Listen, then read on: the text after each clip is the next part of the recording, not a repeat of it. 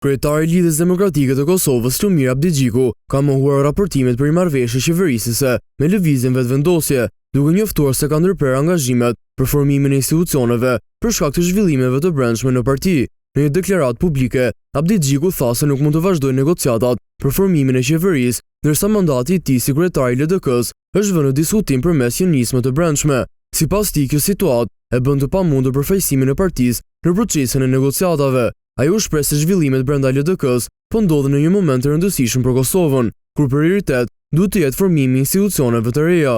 Abdigjiku paralajmëroi se kriza e brendshme në parti mund të ndikojë negativisht në procesin politik dhe të zgjasë ngërçen institucional. Sipas tij, mungesa e një zgjedhje mund të çojë vendin drejt zgjedhjeve të reja, ndërsa bëri thirrje që interesi publik të vendoset mbi debatet e brendshme partijake.